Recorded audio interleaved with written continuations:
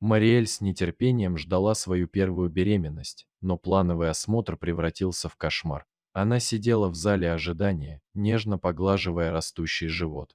Каждое движение малыша наполняло ее радостью и предвкушением. УЗИ должно было стать счастливым моментом, возможностью увидеть ребенка и услышать его сердцебиение. Врач нанес холодный гель на живот Мариэль и начал осмотр. Спустя несколько секунд его выражение лица резко изменилось. Мариэль заметила это и спросила: «Все в порядке?» Сонографист выдавил натянутую улыбку и, извинившись, быстро покинул комнату. Минута за минутой Мариэль оставалась одна в темной комнате, пытаясь разобраться в черно-белых изображениях на экране.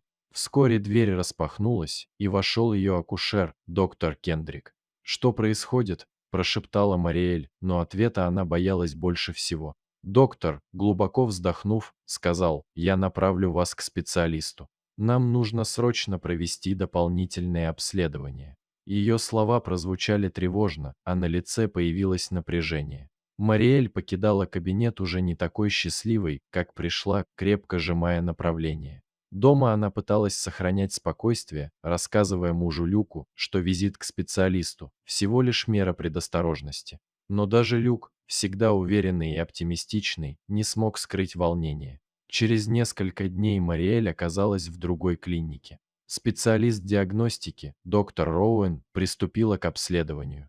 Ее выражение лица стало еще мрачнее, чем врача в предыдущей клинике, и она также молча покинула комнату. Оставшись одна, Мариэль замерла в ужасе, глядя на экран монитора. Вскоре вошел другой врач, доктор Хендерсон. Он посмотрел на экран, его глаза расширились, и, не сказав ни слова, врач вышел из кабинета. Медсестра вручила Мариэль листок бумаги с номером телефона, а доктор Хендерсон с серьезным выражением лица сказал: «Вам нужно немедленно связаться с этим специалистом».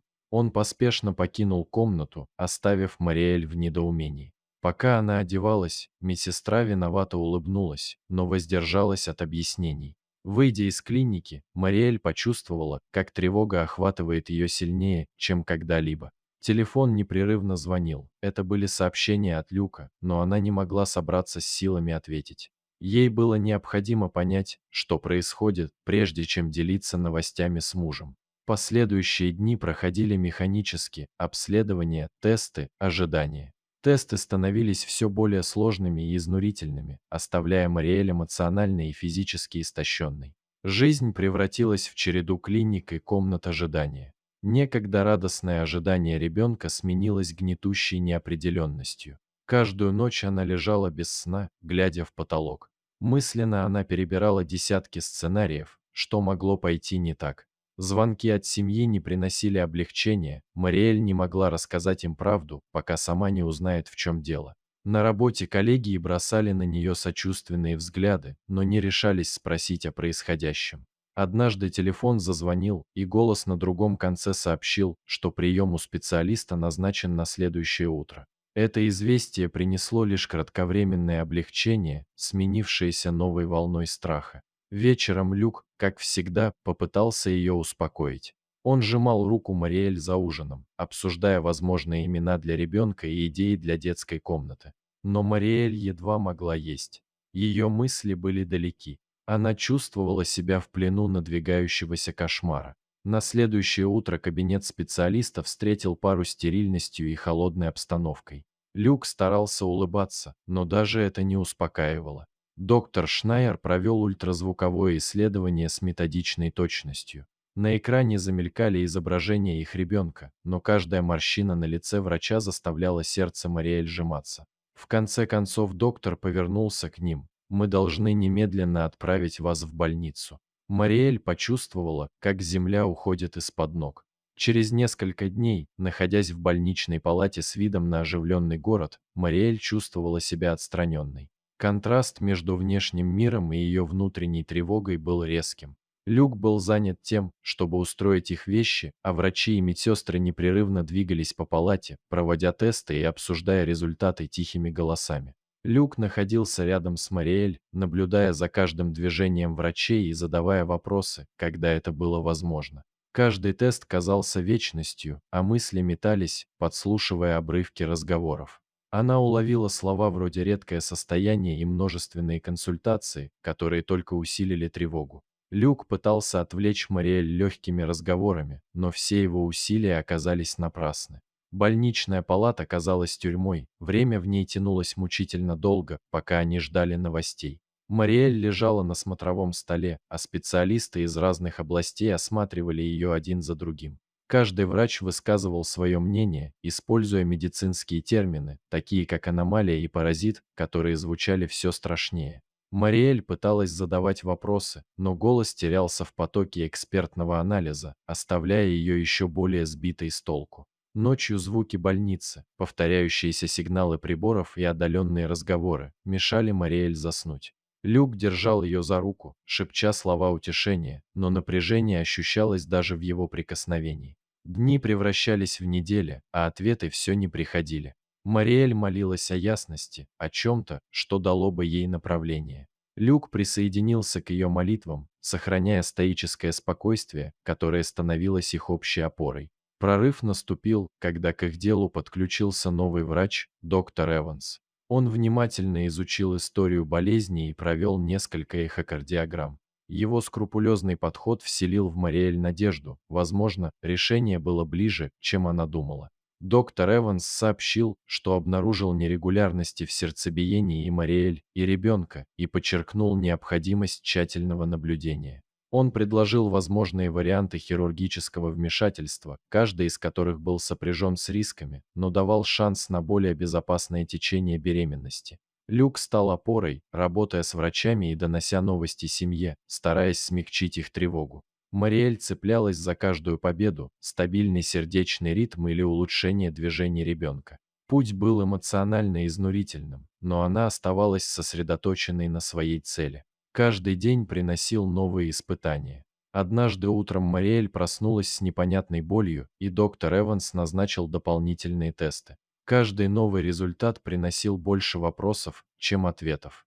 Медсестры и врачи стали для нее почти семьей, их лица были знакомыми, но всегда оставались серьезными. Тело Мариэль болело от постоянных процедур, а разум был перегружен медицинскими терминами. Люк, видя ее страдания, организовал встречу с родными. Теплые объятия родителей дали Мариэль кратковременное утешение, но также напомнили, что на кону стоит слишком многое. Мать плакала, а отец пытался скрыть свое беспокойство. Жизнь за пределами больничной палаты превратилась в далекое прошлое.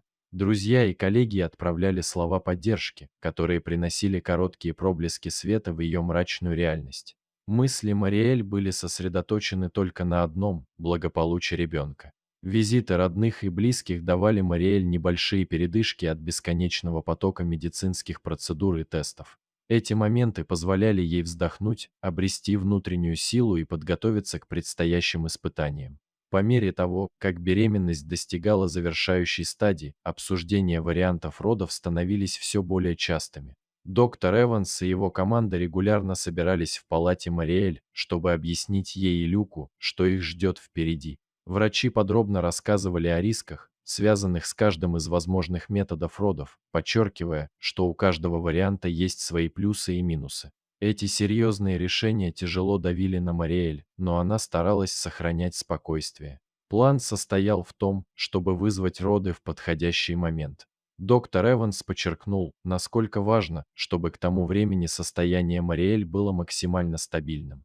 Люк внимательно слушал каждого врача, разделяя с женой тяжесть ответственности за предстоящий выбор. Когда наступил день родов, напряжение охватило всех. Мариэль готовили к родам и перевезли в родильную палату. Окруженная медицинской бригадой, она крепко держала Люка за руку. Началась индукция. Схватки усиливались, но успокаивающие слова Люка помогали Мариэль справляться с каждым новым приступом боли. С каждым усилием она находила в себе силы, о которых даже не подозревала. Под звуки мониторов и быстрые действия доктора Эванса она продолжала бороться. Наконец, доктор Эванс принял роды. В палате раздался крик ребенка, а затем и еще один крик. Это были близнецы. Медсестры быстро взяли малышей, чтобы их стабилизировать, а вся команда медиков ощутила облегчение и восхищение этим чудом. Мариэль и Люк смотрели на своих новорожденных с благоговением, не веря, что это стало возможным.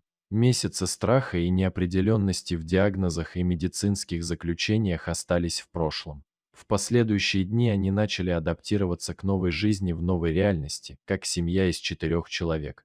Держа своих малышей на руках, Мариэль и Люк испытывали невероятное чувство умиротворения и благодарности за эти два маленьких комочка счастья. Вернувшись домой с близнецами, они ощутили, что их будущее перестало быть таким мрачным и непонятным, трудности остались позади. Наступает время новых трудностей и испытаний, только теперь они долгожданные и приятные.